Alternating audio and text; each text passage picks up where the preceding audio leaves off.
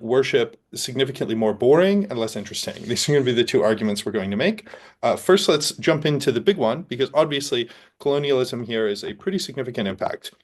How does, I think, a lot of religious imagery get made, and counterfactually, what is the relationship people have with religious imagery? So it's important to understand that during the early establishment of the contemporary Christian doctrine, that is to say, the Catholic Church, who is a massive output, the largest output of religious art out of any organization in the entire world, even now, particularly so if you look throughout history, literally flooding the developing world, flooding the rest of the world with paintings, with architecture, with guidelines on how to create stained glass murals, with texts, the covers and the inserts for editions of Bibles throughout the printing press.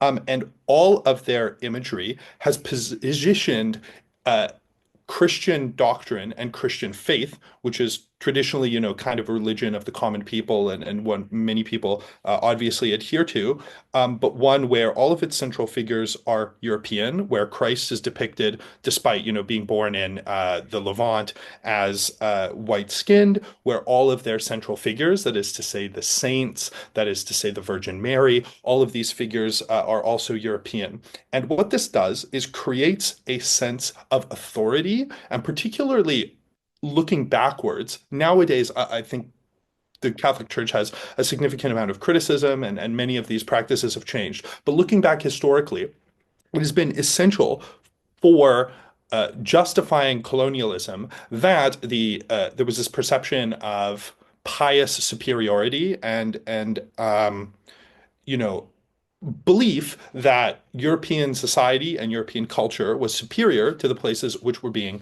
colonized. And there is a direct, we think, causal link between how effective this justification was and the kinds of relationships people have with worship. So imagine you're somebody who's worshiping. All of the figures you're worshiping are directly European in their look, in their make. I think this mechanizes to justifying colonialism in two ways. The first way is in the people who do the colonizing. Yeah, so you as a European person are worshiping, the identity of Christian faith is one tied to the racial element and the sort of racial character of European people.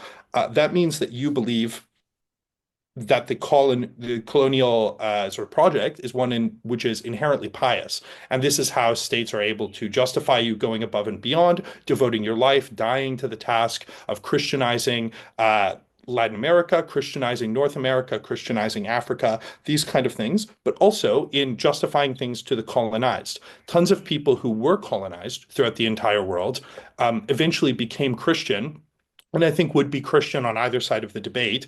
The difference, though, is that being Christian means worshiping God and worshiping figures. Again, I think this is more relevant for saints who are inherently European. So actively accepting, and a significant amount of colonized people throughout history did accept the superiority of European society. They did accept the inherent right to rule of European culture and European civilization. And we think that iconoclasm means that all of this gets washed away, and it's significantly harder for these justifications to happen.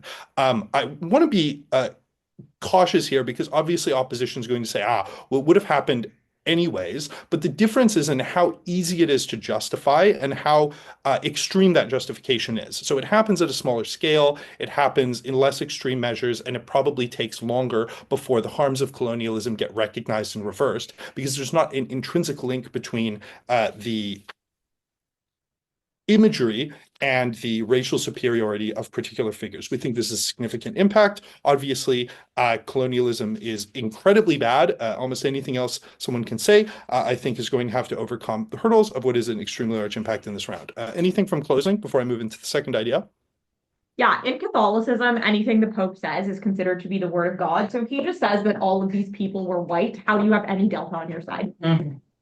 Simple understanding, because the Catholic Church came into existence through the the proselytization of this artwork, of this imagery, right? The Catholic Church started existing quite a while after the death of Jesus Christ, quite a while after a significant amount of the early Christian prophets and the early Christian missionaries. And so if there had been iconoclasm from the very beginning, the people worshiping Christ in Africa never would have accepted a massive amount of paintings, a massive amount of imagery that cemented the idea of the Catholic Church's own inherent authority. Thanks for helping me mechanize the case. I think that's actually one of the more important mechanisms for this argument. So yeah, the Catholic Church doesn't nearly have the authority that it does on your side of the debate. Secondly, I just want to explain why we think people worship significantly better. First of all, I think that when you worship figures who are inherently like pedestrian, the object of your worship, when you imagine Christ, you imagine him as a person, you imagine him as a man, you imagine him as somebody who has facial features and facial characters. That removes a certain amount of the mysticism for them. There's a lot of really cool stuff in the Bible about how, you can't even understand, you can't even conceptualize what you're looking at when you gaze upon a divine figure like an angel or like God. And I think that as a worshiper, there's a lot that is lost in imagining, a singular person that you can actually grasp, right? The experience is a lot more extreme, a lot more holy, a lot more, depersonalizing when you are envisioning something that's impossible to imagine as for something that's inherently individual. But I think also a lot of the actual act of worship at the community level is significantly worse for opposition, which is to say, if a lot of what you value is having really high quality stained glass windows, having really beautiful paintings, having wonderful sculptures, because all of this imagery as it is under status quo is something, that's inherent to the faith. If you're a very poor community or you're a community in the developing world or the global south, your ability to worship is much, much lowered inherently because opulence and prestige and wealth is something that's intrinsically tied into the faith. So you get less colonialism and you get better worship. I think that's a pretty reasonable OG case. To thank that speaker for that speech. I want to call up in the leader above.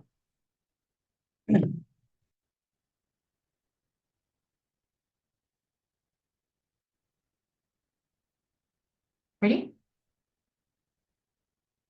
People cannot pray to a God they cannot conceive of, and conceptions of God need to be diverse for people to access God. The ability for people to not only have different conceptions of God, but also believe that multiple gods can coexist or the multiple variations of them lies in the hands of art. When you think of opposition, a hegemonic Christian identity will form at a point when any depiction becomes the only kind of depiction that we can talk about. I'm going to forward 2 points. The first is we think that this is particularly in a context of war and violent hits like Christian hegemony. This suggests that particularly within this era, at a point that the empire was shutting down, there was a huge incentive for people to get rid of art. This particularly means that this shuts off any alternative viewpoints of what God can be, and this will prevent a large amount of ability for people to reimagine Christianity, for example. So things like evangelical Christians will not exist. The second is just a broader claim in terms of why particularly hegemony happens significantly worse on comparatives and meaning becomes significantly lesser. The first thing I want to note is the counterfactual on God. Because I think Diggory was a bit,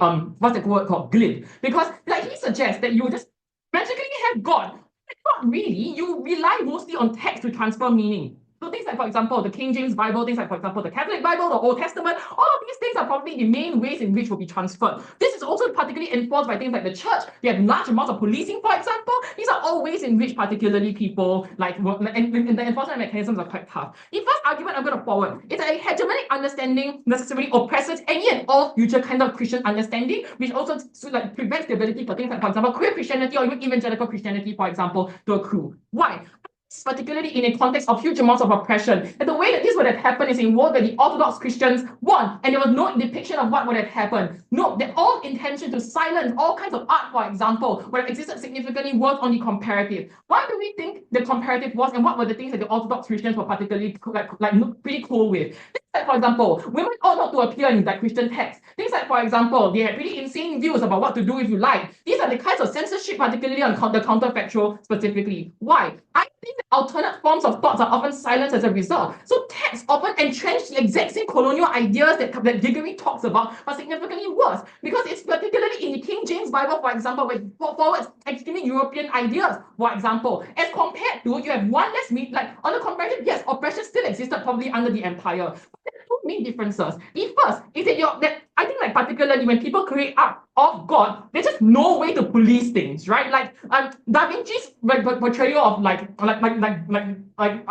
it like God, for example, or like other artists' portrayal of God it's not a faithful representation of what the King James Bible is. It's not a faithful representation of what the Orthodox Christianity is. So it's not a faithful representation of what these texts and rules are. This means you have to ingrain your own identity within these texts, for example. That is why we see, for example, Jesus like being portrayed both like in an extremely sympathetic light, for example, as compared to maybe other kinds of like Christian art where he's portrayed in pain. This is the diverse amount of experiences that are captured in art. The second thing is that you have one less medium of free thought on the comparative, because you're oppressed on the ideas, and any ability for you to create these conceptions is ultimately clashing against like your own ability to believe in God. It's to suggest as well that your ability to create like new conceptions of God is an active like harm towards yourself. Therefore, even if you have a conception of God, that in of itself is sinful, and you ought not to create these pieces of art. This narrows the ability for people to understand what this art means. Why is it harmful? We think what would have prevailed is just literally people only getting the King James Bible understanding of what Christianity is. I think on the comparative, we probably get more ability for people to think about like other kinds of concepts of Christianity. You don't buy that there'll be more forms of Christianity on our side of the house, which there is right now, by the way. A more ability for you to be able to conceptualize what God means. Let's suggest that I think only counterfactual, right, is when alternatives become and progressive ideas are able to be forwarded to begin with. So it's true that colonization exists. One, we think it's pretty easy to tackle at a point you can have a black or an Arab like Jesus, for example. But two, they're like if you're colonized, the comparative is this. Here's the other comparative. They're like, lol, we can access God. Here's the thing about art, right?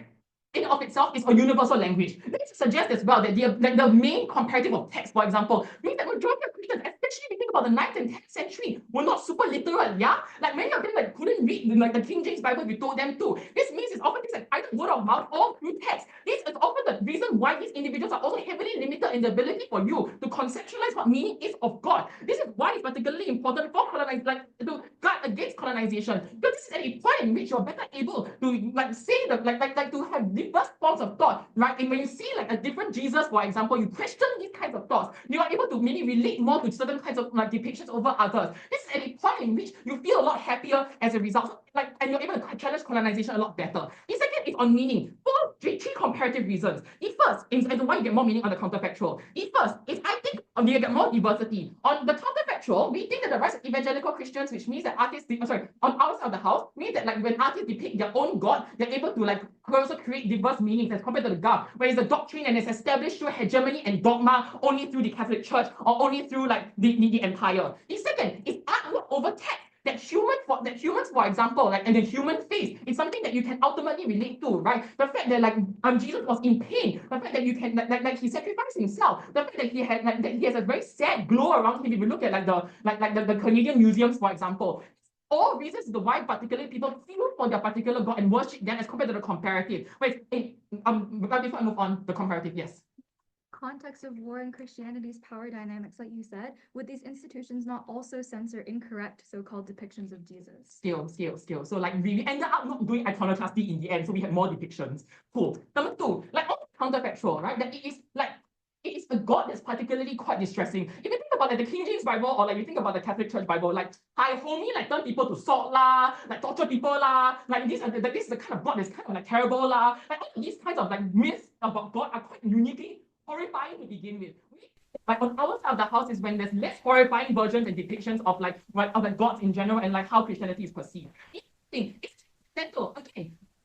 And the texts, for example, are particularly important. But the counterfactual is we can sorry, we can't hear anymore. Oh no. Sorry, I paused at 6:30, literally 5 seconds ago. We just couldn't hear anymore. Okay, we're good though now? Yep, you can keep going. Okay, I think I know where I stopped. The third thing is that it's transcendental. I understand, again, simple, but it's text, right? As compared, when you require literacy as compared to the comparative. What's Good. 4 outcomes. First, you're able to conceive and choose which kind of God you want. Is particularly important at the point where minority communities need the kind of diversity. So you can critique God. Iconoclasm means your inability to critique, particularly the kinds of like shitty practices that exist in Christianity. This is also directly linked towards your ability to read and write, for example. Again, people who cannot access God, right, who cannot feel that God because they cannot read the text, are ultimately blocked out from religion. But 4, important in fighting colonialism with the reimagining allows as well. The impact is still big. We think this impacts minority groups very large. All these reasons opening opposition. What do you think that, speaker for that speech, I'd like to talk about the deputy prime minister.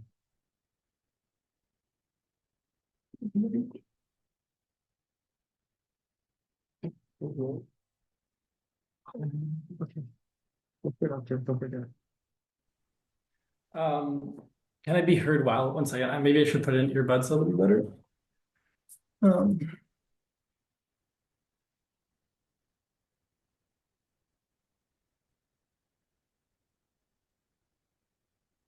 Okay. Can you all hear me well? Everyone in the room is good? Yeah, okay. Good.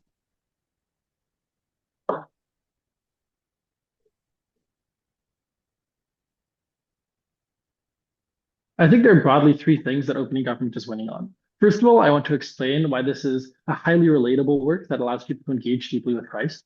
Second of all, on why it empowers minority communities better than opening opposition does. And third of all, on why it allows for more people to access religion, which is a good thing. So first question, on whether or not this is highly relatable. I just want to point out this is not engaged with by opening opposition, but there are good reasons to believe that textual things are highly relatable. Notably, people engage deeply with books in the status quo, but a huge amount of previous traditions are oral traditions, which have been passed down, for example, for a very long time in indigenous communities. Clearly, people are capable of engaging deeply with traditions, even if they don't see them. And this is probably what happens in the status quo. Notably, there are many like deeply religious Muslim people who feel very connected to God, and that doesn't require that they see depictions of God. But second of all, I think there are reasons why this is actually better because you're able to do things like tailor the image of God that you have in your mind to your own experience. There's not one hegemonic depiction. You can depict whoever you find to be the most trustworthy figure. So people might have different preferences for what type of God they think is most trustworthy, things like racial preferences, things like preferences about what age they think is most trustworthy. It's easier to engage more deeply when you have that. But second of all, I just think that the depiction of God using imagery flattens God to a human character. And I want to note that it is not just Christ in the status quo who is depicted, but also God himself who is depicted with the imagery. And why is this bad? Because it makes people feel like God is, in some sense, just another person. And I want you to note that the counterfactual is that there's some Christian push to do things like synonymize God with justice and love and abstract concepts which people are able to deeply relate to and feel like have roles in their lives. The vision of God that is less personal, that is more able to represent abstract things is better because A, it's more comforting. You feel like God just loves you deeply, but also because I think it's less likely to be retaliatory. So if you have an image of God as like an abstract concept of love, which is probably relatively popular counterfactually because many people engage with it, narratively, it's just harder to depict, which is why it doesn't exist in the status quo as much. It means that people are less likely to be like worried about a vengeful, punishing God, which I think is actually quite uncomfortable for many religious people. So the bottom line is people engage more deeply with God, but also the concept of God that they use is more abstract, which is probably better. Second question then on the margin of empowerment and the degree to which minority communities are able to take ownership. First of all, let's deal with opening opposition material. Opening opposition says that you can depict things visually, which means that you have a relatively high degree of power. But counterfactually, text is far worse. First, dealing with this claim about text. One, I want to note that there's a huge amount of like historical translations of the Bible. There's strong reasons not to mistranslate it because oftentimes church officials will get very angry at you. And like, honestly, most Christian people are legitimately Christian and don't have a strong incentive to like just lie about the Bible. The Pope probably actually believes what he's saying, and so is not going to do things that manipulate this terribly. But second of all, I want to point out that to the extent that any group has the ability to set norms, they have the ability to set norms both about text and about images, and I'll explain why the norms around images are worse. There are 2 reasons for this. One, images are relatively rigid, which means that it is harder to vary them for the local context. Why? Because something that's physical, like an image or a statue, is easy to verify. So if, for example, the Catholic Church, if a Catholic official comes to your local church that sees that your depiction is different from the centralized depiction, it is far easier to do things like prosecute you, call you a heretic. It's easier to verify these things. Whereas counterfactually, things like text, you could just preach a sermon that drops the word white from the description of Jesus. This means that, for example, local preachers, who in many cases have an incentive to preach to minority communities and make them feel appreciated, Notably, many preachers are from minority communities in Africa, for example, have an incentive to make the text as relatable as possible, and it is relatively harder for churches officials to prosecute you for making minor changes that make the text easier. But second of all, it's just harder for minorities or relatively poor communities to produce visual art. The analysis that we gave you before is that much of this debate takes place between like 200 and 2000. And for the vast majority of that time, doing things like painting or creating statues is incredibly complex and difficult. And what this means is that the Catholic Church, which centrally has the most pretty, the largest, and the best paintings, is probably going to be able to be on the visual domain. You probably won't be able to contest them, and the images that people have of Christ are largely going to be of a white Christ. Whereas it is relatively easier for minority communities to do things like develop skilled orators who can tell good stories about Christ that might be more varied to the local context. So the core issue here is that it is far easier for groups to contest and make the stories that are meaningful to them when it's textual and not visual. Lastly, I just want to point out that Jesus in the status quo is subtly racialized in ways that are quite bad. So even though the church doesn't come out and say Jesus is white, by the way, for reasons I'll say later, the fact that they depict Jesus continually as white means that the first image most people have of Jesus is a white person. Counterfactually, why are they less likely to just say that Jesus is white for the CPOI from CO? I want to say that one, in many cases, like as I said before, you can vary what you say in sermon, and a huge amount of historical sermon was not reading the Bible because a lot of people were illiterate. It was just saying things. But second of all, like whether or not Jesus is white is not historically confirmed, and I think the church has an incentive not to make controversial historical claims that are not absolutely necessary to the faith because this leads some people to doubt. And so as a result, if the church can't just subtly lie about the race of Jesus, they probably don't have an incentive to like add on at the end of every one of their sermons that Jesus is white. And so therefore it is far more likely that people can engage with this personally. Why does this matter? If you feel like Jesus can look like you feel like A, you're closer to divinity. So maybe it's not just white people who are the closest to God, which is what Diggory explained has historically been things like a justification of colonialism and oppression, because like the savages, as people said of the era, were not so godly and could not understand the religion as well. But second of all, I think that it means that you're able to take ownership of the religion and feel like Christianity is somehow yours and not a tool of the oppressors. I want to note that the inability to produce very complex artwork, for example, is part of the reason that minority groups are seen as less legitimate worshippers, which means that they had like lower standing in many cases and were treated worse within the church and also by society in a very religious time. Okay, I'll take a POI from closing. The ability for you to like do things like have alternative forms of sermons and oral traditions assumes that the empire could like not police you. Why is it particularly, especially when there's a large amount of like autonomy to specifically to sermons because they're controlled by the Catholic Church? Why does this allow for alternative viewpoints? Yeah, so the reason is that the people who tend to want to preach, many preachers are like good people and want people to connect with Christ. And so in many cases, they have an incentive to mildly change the way that they preach. This already happens in the status quo. But B, in many cases, as I explained above, the people who are going to preach in the community or speak that language are probably going to be sympathetic to their issues. Okay. Status quo explanation. I think that there's an incentive for elites to do things like say that in order to pray to Jesus, you have to pray in front of a statue of Jesus or an artwork because that relatively increases their power. But the problem is that we explained that artwork is relatively centralized and expensive. Why is decentralization the counterfactual and is better? There may be other ways to demonstrate your love for Jesus if it's not like painting pictures. So it may be things like learning prayers, reciting prayers, but that's relatively more accessible. I think that a vast majority of people are capable of doing this, whereas doing things like painting is relatively difficult. This means that minority communities or distant communities are far more likely to feel like they can worship. This is important for two reasons. People feel like they have more choices. They can do things like worship at home where they don't have a picture of Jesus, and there's more access to different types of religion and religious value. At the end of the day, and much of the previous 2,000 years, things like being able to feel like you're an equal Christian has been a critical part of being an equal member of society, and it's something that we uniquely access on government. I'd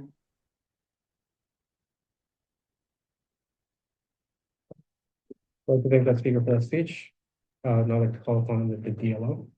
Can you guys hear me fine? Can you just turn the Yep. okay, turn the computer towards you, and also The for speaker future mic. speakers, you Okay. need to put the computer right below you. Oh my days, I'm so sorry. All good.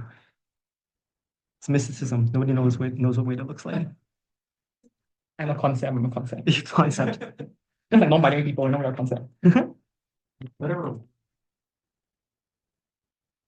Start.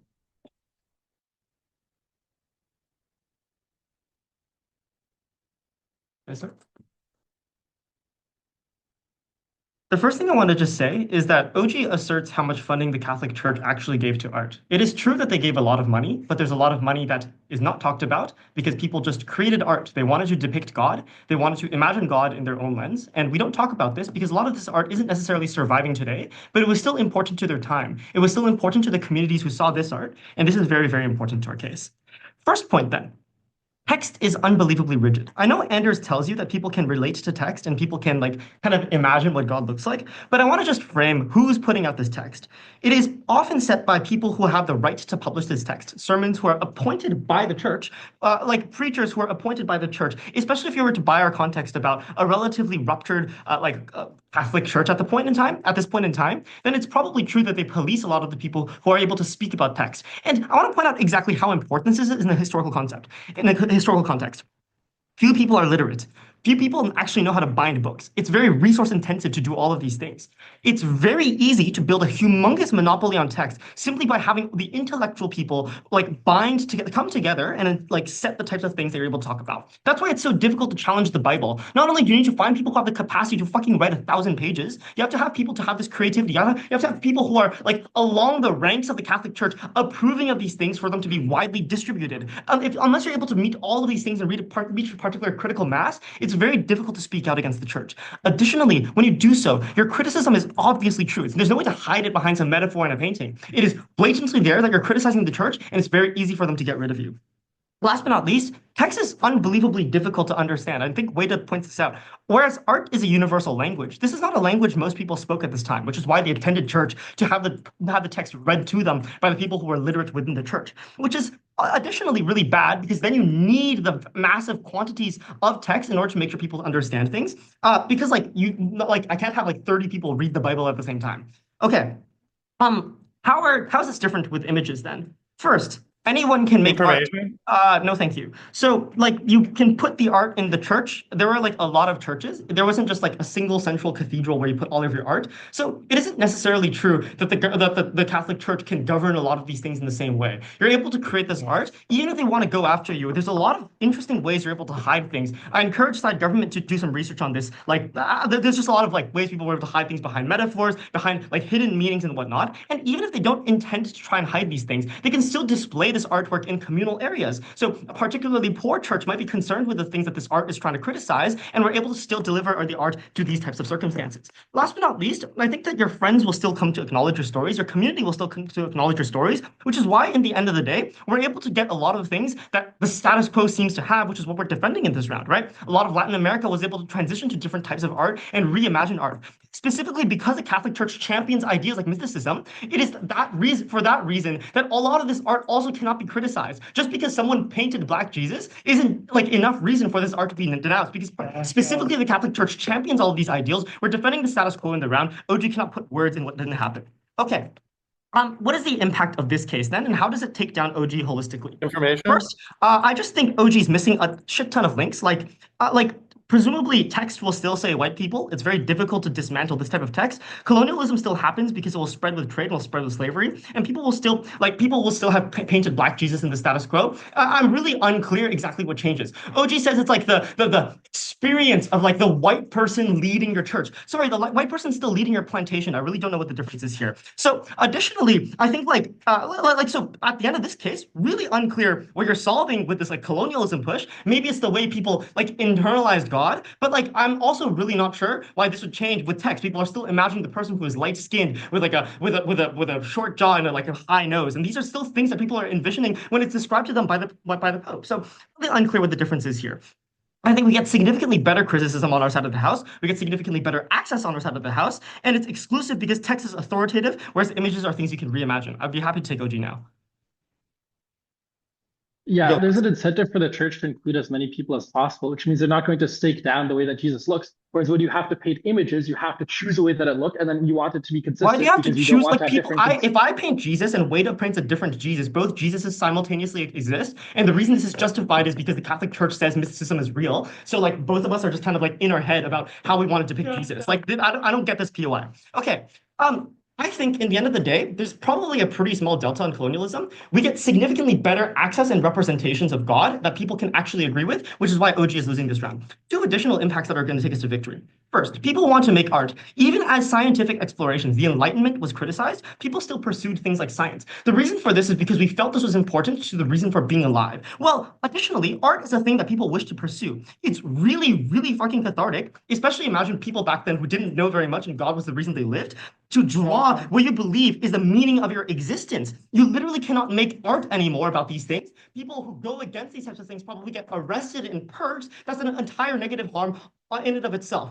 Additionally, I'm just really not sure like why people would go out and like even if they make art that is maybe negative towards certain groups of people, I'm sure the positive benefits of catharsis just far outweigh a lot of these types of things. Secondly, religious history actually gets documented. People get to not just go into a church and like see things like that, like a blank wall and like a blank window, I guess, because stained glass windows are part of this too. Like people see the glorious chambers of the Vatican. They see traces of God's existence and they see shared treasures of their community that are able to be passed down between generations. I think this does a few things to people.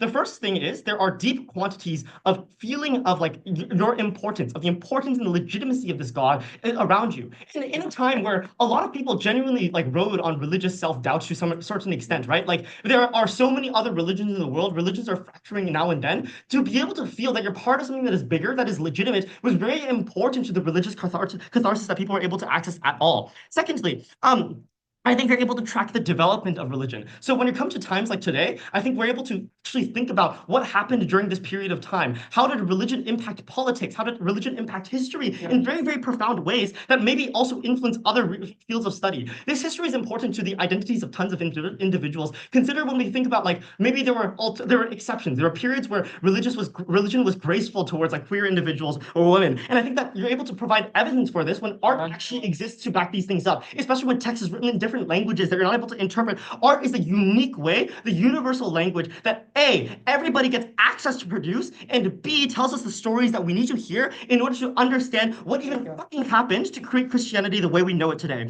I know Diggory says most art is funded by the Catholic Church, but frankly, this is just because that's the only surviving art today. If we prove that other art exists, surely the minds that created it were great as well. Thank you.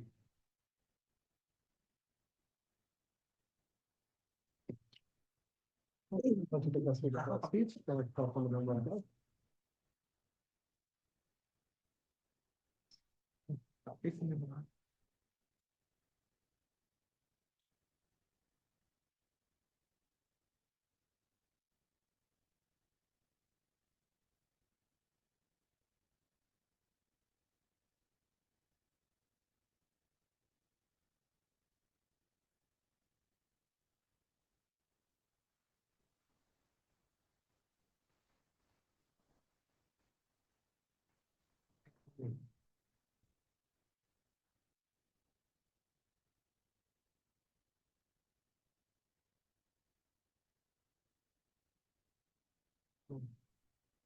Okay, OG says that this art has platformed European and white skin within like art literature, and this is colonialist and exclusive. And then OO says that people need to conceptualize and reimagine their own versions of God. I think at this point, this debate is probably missing one, why the like people who are commissioning or establishing these art pieces have the incentive to do it to that extent, and why this was pushed for more or less than comparative colonial norms. So very simple push here. People in power would rather glorify and mass produce a thing that represents their personal features that they are probably way closer to, and that enshrines their dominance in the world to some extent. And I think at that endpoint, I think art has probably gone further than other norms and is far easier to, or is far harder to reverse than probably the democratization of like access to things like text and like all of that stuff. Okay, one, people in power probably wanted depictions of themselves and invested a significant amount of resources in establishing these images for a lot of selfish reasons. I think art is just the major way that conveyed icons to understand these representations, and they probably commissioned things like prophets' representations of themselves. Why? I think this internalizes their role within the Catholic Church in a very personal level in ways that they probably wouldn't have internalized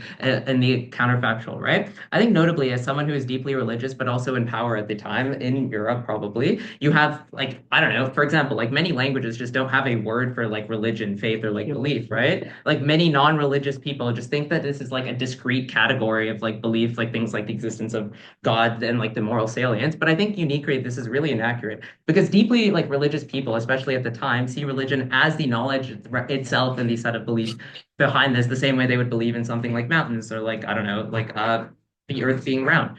And what that means that it's pre-analytic because it prescribes a set of truths about the world and like a way of understanding it. And I think that's why there is such a strong incentive to control like that truth in a way that represents uniquely your features and like the way in which you have a presence within the textual sort of like canon of that, or not even like the artistic canon, and like the way in which your role is like enshrined within Christianity in of itself. And what that means is that leaders can build like a lot of like, I don't know, interpretation of that art piece in a way that is really bad. And I think notably art is actually significantly worse than a lot of other than a lot of other standards here because they're historically like predicated, right? So what that means is that the domination of the things that let you produce these depictions, i.e., the way in which like paintings were made in the past weren't just like democratized in terms of access. It was that you had to literally break the fucking like specific minerals to the point at which people rarely access these, and they were very fucking expensive, and you needed the scale to be able to do that. But two, you needed the domination of like the standards and guidelines to establishing the validity of the art within the first place, right? So these are historically relevant sort of like guidelines or like features in terms of like art criticism, and the like the Catholic Church, namely, played a huge role in sort of in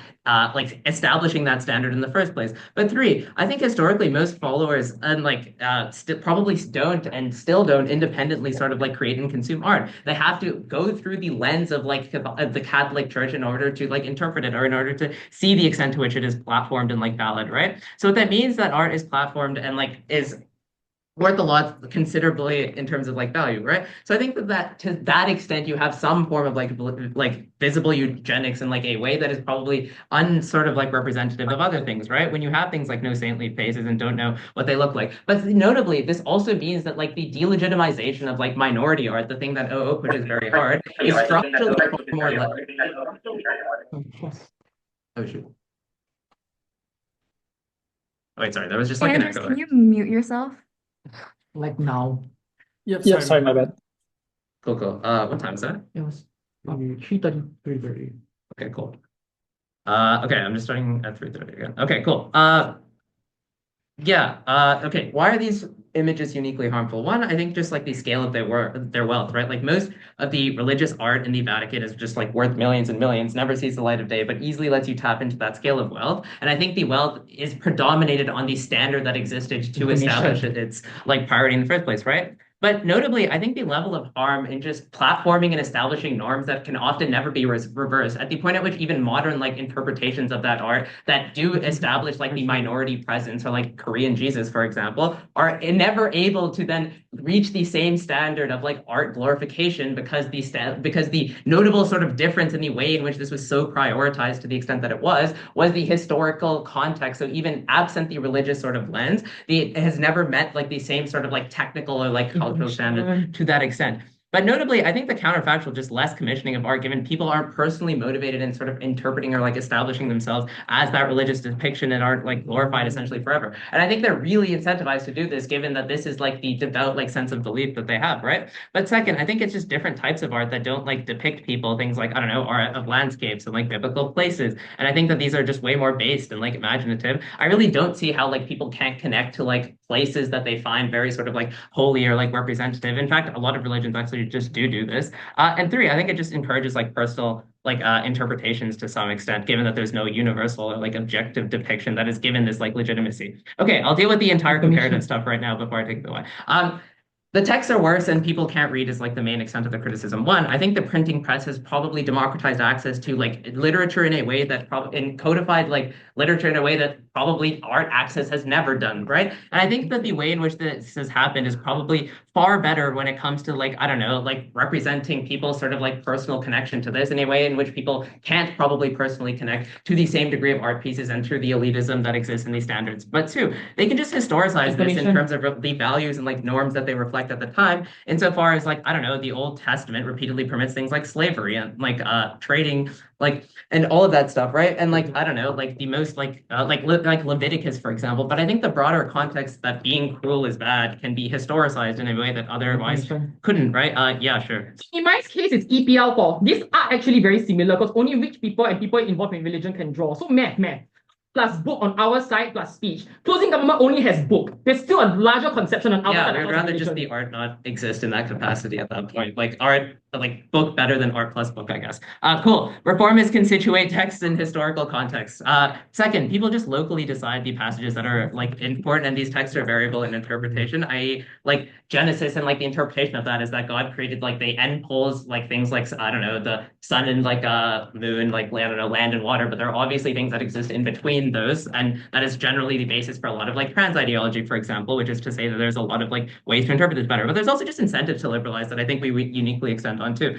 But first, there's just secularization and like waves of this that have happened historically and continue to happen, i.e., as people modernize and depend less on the church to access basic resources, the church actively has to like play to these standards. Second, urbanization, when they have like, I don't know, when they move to like cities that have varying like religions that are like competing, the extent to which the church has to actively like let them continue to live out their lives in like a progressive way is probably way more. Third, they probably just care about their followers, right? And I think at that point, what that means that CO's POI of just like the Pope can just say things means that people like the norms are likely to liberalize in a far greater and far more progressive way compared to like the depictions that they have of themselves. Proud to propose.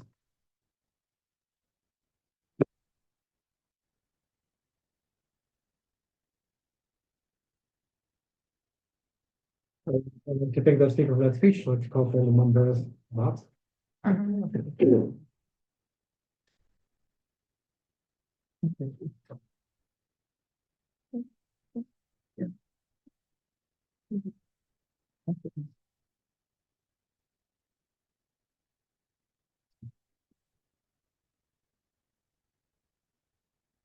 Am I audible? Okay, perfect.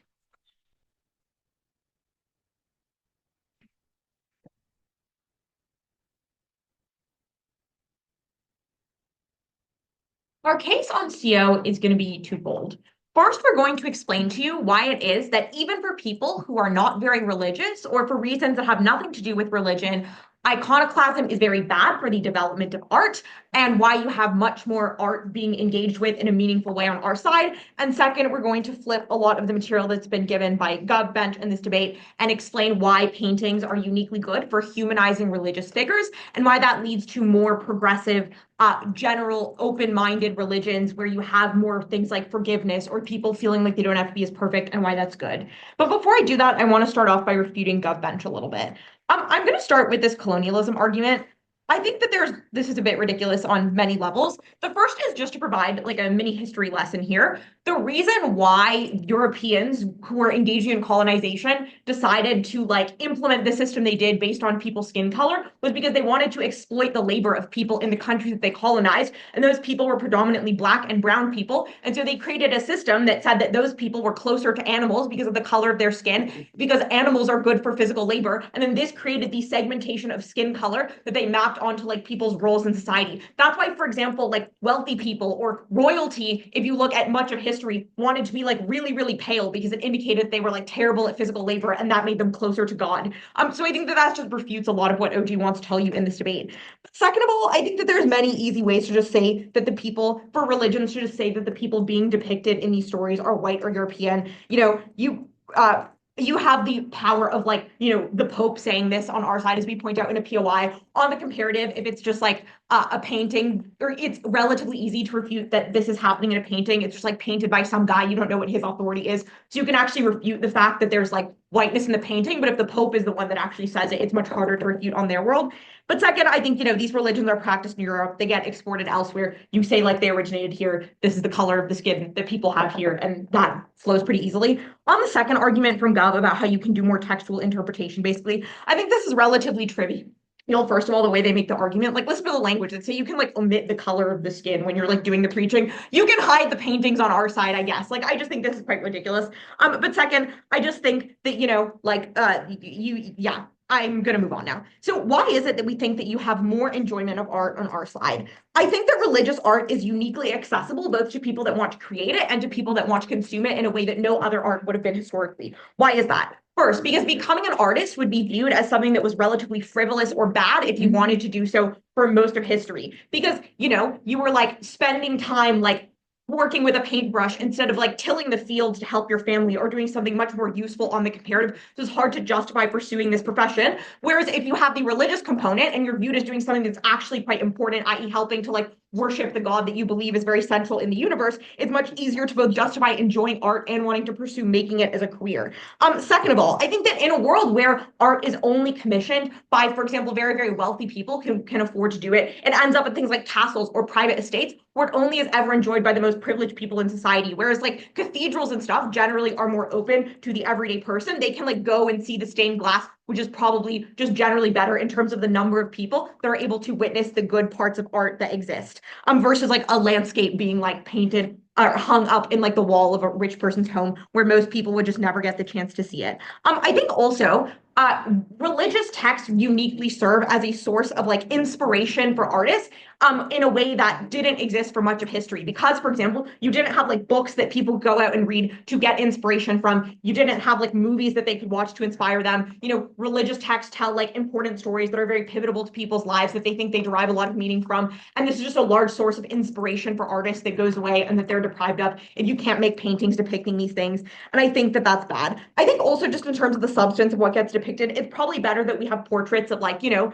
Jesus that you think died for everyone's sins and was like an extremely moral, good, altruistic person versus like a random king or lord that no one gives a shit about. I think people generally get more meaning from interacting with those types of paintings. I think the impacting here is a fewfold. First, I think that you just get a lot of meaning applied to more people when they can actually interact with this art, when they can see the beautiful stained glass, when they can see the impressive painting versus just the most wealthy people being able to do it in a world where religions don't provide this accessibility.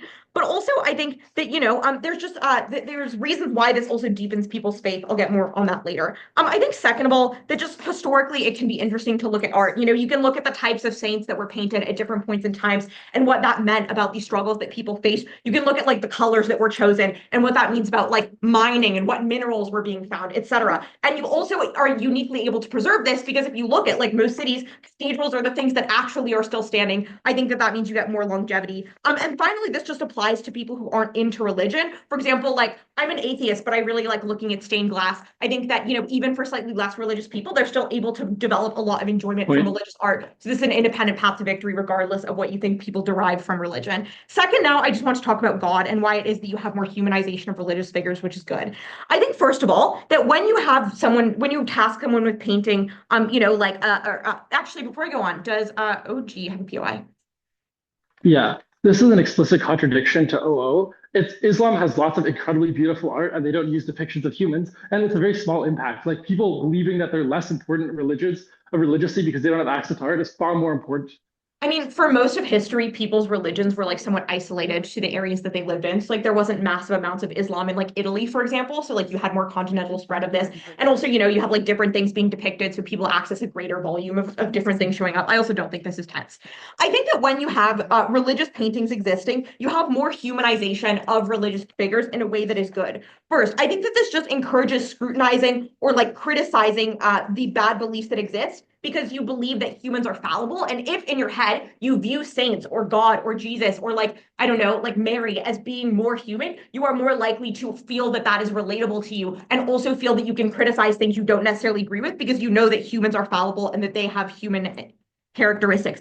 But also you're just more likely to feel connection with these figures because you don't think that they have a standard of perfection that you can never attain or that religion wants you to do a thing that is entirely unattainable if you see them as human. The reason for this is just that when you have to paint a religious figure, you think deeply about how to depict them. You think about like the narrative that you want to depict in your painting, and you think about showing them as human versus in a world without iconoclast saying that they're like so perfect that we like cannot reduce them to being depicted with like a paintbrush, etc., because that would be like a disservice to them. I think the margin here is clear. I think also just really sick art makes people have hope in God, right? You look at like the carvings of Michelangelo's draped fabric and it gives you hope in God, and I think that's good. Proud to oppose.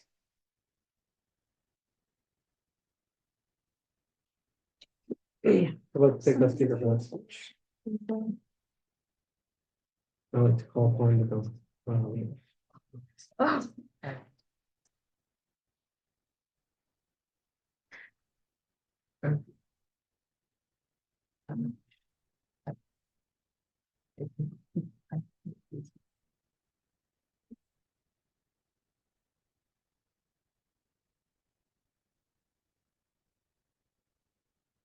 Oh my God.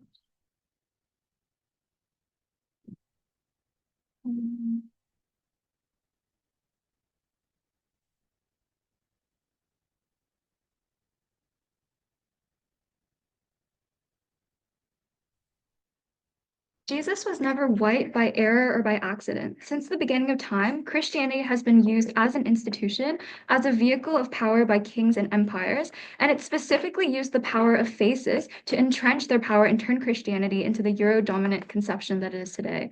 I'll start by dealing with our front half.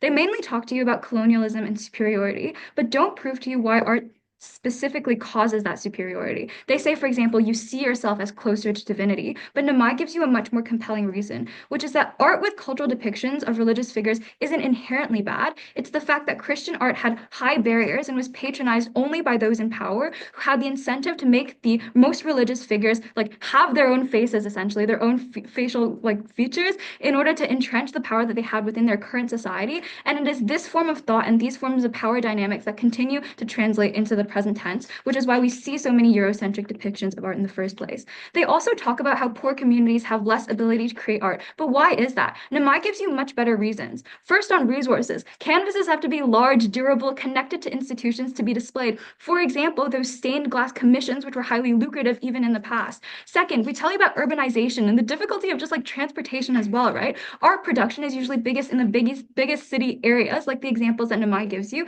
meaning religious influence is centralized in the main hotspots like the Vatican, while minority art in the best case lives and dies with small communities. On the other hand, he tells you why norms are much more likely to liberalize in these urban areas as well, when religious institutions have the incentive now to cater to diverse beliefs. We've also told you why stories are much better for shaping belief in terms of individual communities and the things that are most relevant to them. We tell you about text's diversity, so different passages, different parables that are more applicable to different communities. For example, there's this one on saving that like really resonates with the Chinese Christian community. We've told you about the importance of diversity that comes from being able to outline the parts of text that mean more. And this is something that is more mutable, more talked about, more communicative, and incentivizes liberalization much better than art which has to stay the same.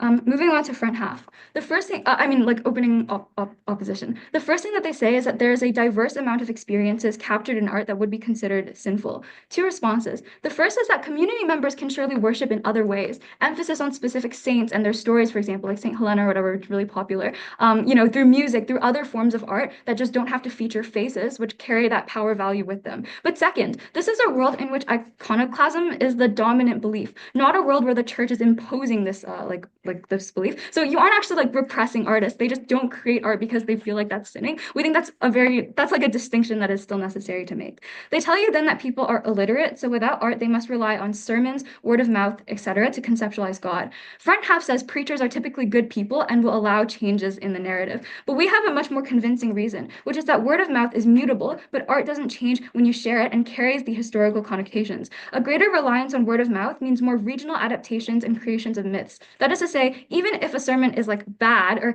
assigns certain qualities to religious figures in terms of appearance, community discussion forms much more easily and can create counter narratives that better fit their own religious fulfillment. That is to say, like things are necessarily lost when you talk to more and more people about it, right? Second, the printing press democratized personal access to the Bible at a greater rate than art became accessible. So the process of understanding the Bible is diverse. Like you can get an entirely different personal meaning from the other people in your Bible study group just from highlighting different passages of the text. We think this allows for a better understanding and better creation of like personal interpretations that best fit the needs of a community and like their beliefs and stuff. The last thing that they say is that iconoclasm means you can't critique stuff because you would have to critique through text and people can like get you for that. Like first, you can still critique through other forms of art. I don't know, think music and the significant role that that has played within the church. But second, even if you do make critiques, there isn't funding for it because the art that exists throughout history and the art that we understand today and the art that has continuously shaped mainstream conceptions of Christianity are the ones that have been founded by the people in power at the time. So it maybe is a form of critique, but it's incredibly minimal and this impact is not that much. Yeah, sure. So CG cannot have their cake and eat it too. You cannot say that there are other forms of art that are magically devoid of powerful impositions and control, but are also something unique, like Yeah, food but and only taste. one of these kinds of art has people's faces in it and thus gives you the value like qualities that are associated with that, right? I think other forms of art like the text that you get are much more easily communicative. Things like music don't come with that inherent value. Like they aren't able to be weaponized as much, I think, is the core of our case. Back half tells you that the way that we engage with back half is that absent religious domination, even non-religious groups platform art that is Eurocentric because that form of art has become markers of history because they seem to depict figures, even though those figures are actually saints. We'd rather not have this at all because we think it's harmful to people's understanding of the role that religion has played throughout history. They tell you that we get more longevity of art to develop just like enjoyment from secular audiences, but I think we'd likely still have the same demand to have art just from a more secular perspective, right? We think art can exist outside of religion. This point is also highly speculative. It might be true that the church was instrumental to the development of art, but it's also true that in a lot of cases in the past, you had to be part of a religious community to be an artist in the first place. I don't think they proved to you why uniquely it was the church that motivated people wanting to create art. We think that funding was actually quite harmful, and the reason that they did it was for a lot of more political, more power grab like reasons. They say it's better to have pictures of, for example, Jesus that is applicable to everyone than individual kings. We think this is specifically harmful because these religious figures are so entrenched into people's lives and worldviews and also hold value judgments with them. That is to say, Jesus was a man who never sinned. That means that someone who has that appearance, people would just like based on, I guess, absorption, also assign the same figures and that kind of stuff, which is why we've been able to have these value judgments of certain facial features being more trustworthy that was so prominent in the past, but like later than the Christianity era. We think a lot of those narratives come from the fact that these paintings were depicted this way.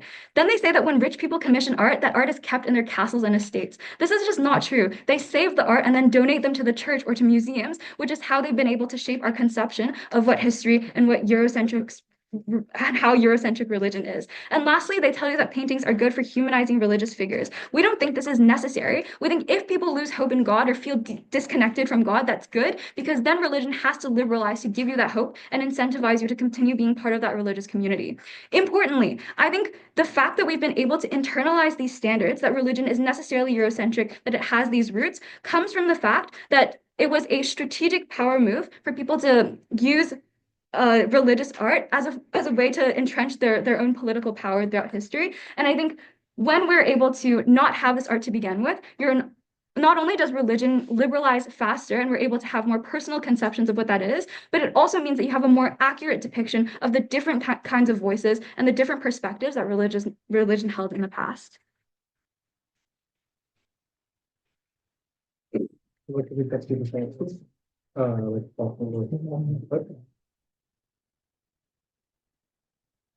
So.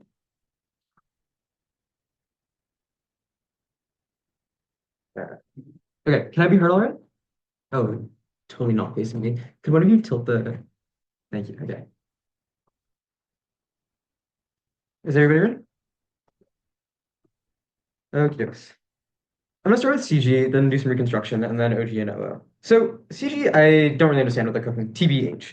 The first thing that I want to flag is they stand up and they tell you, look, the printing press democratized the ability to write texts in a way that is like better than oil paintings. But like I don't get to just like print a new Bible and tell people it's the Bible, but I actually can make a painting of Jesus. And also I just like refute the empiric claim that they make, which is that oil paintings have been like less successful than the printing press. It's like it's still hard for me to print something. Like I have to go and like pay for paper and shit. But the more interesting claims that are coming out, besides all this weird empiric stuff, is just some like they attempt to explain why art is uniquely bad. The first thing that they argue is like text and word of mouth are mutable. The first thing on text.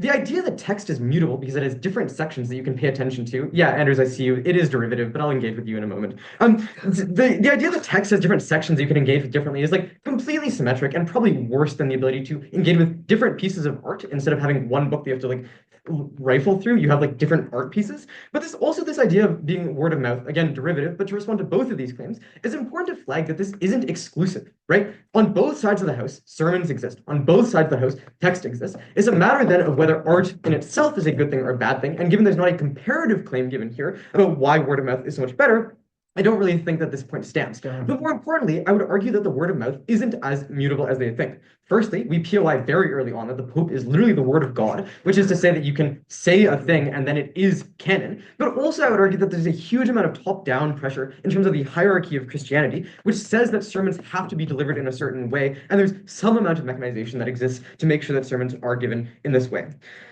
Okay. Reconstruction. No, thank you. The first thing that we offer to you is just an explanation of why art is good. I think we do a better job than OO in both explaining why it's the case that we get art and explaining why it's good, in particular accessing impacts beyond just people who are Christian. The second part of the case then is why art is better for people who are Christian, not yet. So we explain, firstly, why it's the case that the church is actually the unique mechanism by which art becomes accessible and created, because it's otherwise seen as hugely frivolous. But given that religion is going to be hugely important on both sides of the house, if religion is able to create the funding and also the justification for you to do art instead of working in the field or doing whatever else you're doing, that is actually a meaningful impact in the amount of art that is being created in a way that CG can't just like slide aside. But furthermore, beyond this, beyond just the sheer amount of production of art, we would argue that they create art that is vastly more accessible because they want people to become Christian. So you are able to go and access churches and look at that art in a way that some sort of counterfactual thing, which is maybe, I don't know, kings commissioning art, is much less accessible. The second thing is that we would argue that it is very well preserved, as we can see empirically, and it might not be the case given a substantial lack of funding on the counterfactual. And thirdly, we just think that this is like obviously has impacts on history and whatnot. The claim from both OG and CG is like, there would be art anyways, it would just be like landscapes. But given all of CG's mechanization on why it is the case that this particular form of art is so much more useful than landscapes, it seems clear that the church has a larger impetus to create this sort of art. Also, presumably, iconoclasm leads to a general reduction in art support, so I don't think that this claim has been dealt with by either team. I'll take OG if they have one. Yeah, preachers already tell stories that make Jesus feel real and close to you. Read any of the apostles. But the form of Jesus is adapted by your own brain and community leaders when it's verbal and not visual. Right. A couple of things. The first thing is that these are not mutually exclusive. The second thing is that the ability to create art is presumably an even better mechanism by which you can access any sort of internalization that you want to do than hearing a sermon from someone. And the third is just that I'm not convinced that most preachers are actually good enough at their job. But anyways, the impacting. Firstly, on people who are not religious, they still get access to the huge amount of art and wealth and history that comes from this. But secondly, it's just obviously good for Christians. We get much more human art that is good for a couple of reasons. Firstly, though, why is it more human? It's more human because you can actually see them, but also iconoclasm produces a sense that those figures are above being like described above being shown, which means that they are above you and cannot be criticized. But also it just creates a sense, you can like create scenes of struggle that are like visceral and emotional. The impact of all of this is that we can flip the liberalization claim by accessing a better sense of criticism when you are able to actually meaningfully relate to, but also see the human flaws that exist in these characters, but also just makes worship more interesting and more fun. We also just steal CG's mechs on why this art is so useful, and then they explain, well, it's bad to assign facial features like whiteness to these virtues, which is also the OG claim. The first thing I would argue is that, as Serena points out, the incentive exists symmetrically to make your figures seem white. It's unclear to me why this wouldn't have just manifested in the text or the sermons that you're giving. But it's also unclear to me, given like all this quibble on the top half, about like on the specific claim that is, I think is only standing from OG about the fact that people who are colonized now have to like worship a white Jesus, even if we believe that this change is accomplished, I'm not convinced that this is a tipping point in the debate, given that we, one, are already compelled that the colonizers believe that Jesus was white and are then going to tell everybody that Jesus was white. And so I don't know that even if it's the case that there's less white, that people can believe that Jesus wasn't white, that this is an impact much stronger than the fact that colonization happened. I don't think you should weigh this in the round any higher than you should weigh our impacts on the amount of art, accessibility, and history that is now created counterfactually. The last thing then, in terms of OG, beyond this colonization point, is just their claims about better worship. I think they're reasonably responsive to OO when they talk about this like quibble about who is able to create art. But I think we do a better job both on the front of accessibility and on the front of the humanization to explain why it's the case that these artistic images are better mechanism for which you can engage. And for example, it's deeply unclear to me out of OG why it's the case that the abstraction that you get actually leads to a better understanding or a kinder understanding of what God is. I don't understand why painting of God is going to give you the sense that God isn't cruel and malevolent, but your abstract understanding of him will. What is clear to me is that if people have more access to art that is more humanizing or can create their own art, this is a much stronger mechanism by which we are going to get a higher certainty of quality of interpretation. The last thing that they talked about then is just about this, like the staticity of art and like how you can just go verify it. But again, I think this is like somewhat uncomparative to the presumable counterfactual, which is textual claims. So the way. I don't think the colonization point stands. I think it's a reality that people will do their best to portray Jesus as white on both sides of the house, and it's not clear to me that there's a huge margin in how much that happens, or even how much that matters to individual people's perception of Jesus. What is quite important then is the net amount of art and how useful that art is to the people who are trying to engage with it.